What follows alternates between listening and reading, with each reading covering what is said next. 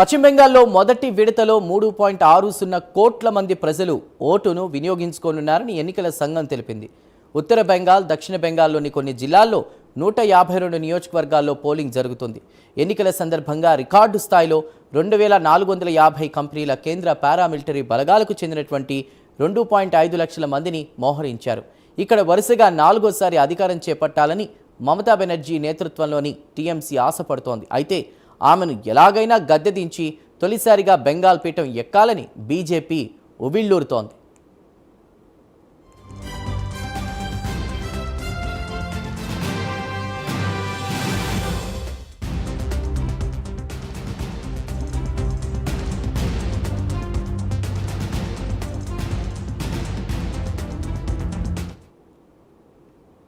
BJP విషయానికి వస్తే uniform civil కోడ్ను అమలు చేస్తామని, చొరబాట్లను అడ్డుకుంటామని, ఉద్యోగాలు కల్పిస్తామని, సరిహద్దులను పటిష్టం చేస్తామని, ప్రభుత్వ ఉద్యోగుల పెండింగ్ డిఏను చెల్లిస్తామని ఈ ఎన్నికల్లో ప్రధానంగా హామీ ఇచ్చింది. ముఖ్యంగా హిందూ ఓట్లపై ఆ పార్టీ ఆశలు పెట్టుకుంది.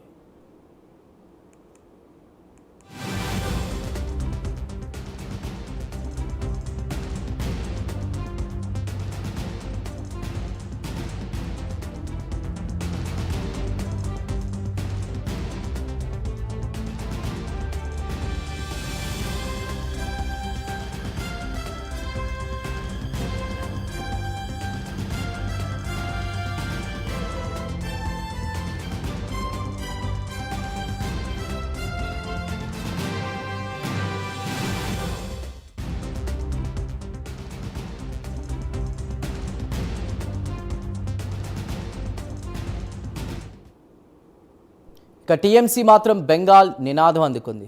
సరిపేరిట అక్రమంగా ఓట్ల తొలగింపునకు బీజేపీ పాల్పడిందని, బీజేపీ అధికారంలోకి వస్తే మాంసం, చేపలు, గుడ్లు తినడంపై నిషేధం విధిస్తుందని టీఎంసీ ఆరోపించింది. తాము మరోసారి అధికారంలోకి వస్తే ప్రతి ఒక్కరికి పక్కా ఇల్లు నిర్మిస్తామని హామీ ఇచ్చింది. నందిగ్రామ్లో సువేందు అధికారి, బెహరాంపూర్లో అధీర్ రంజన్ చౌదరి వంటి ప్రముఖుల భవితవ్యం ఈ విడతలో తేలనుంది.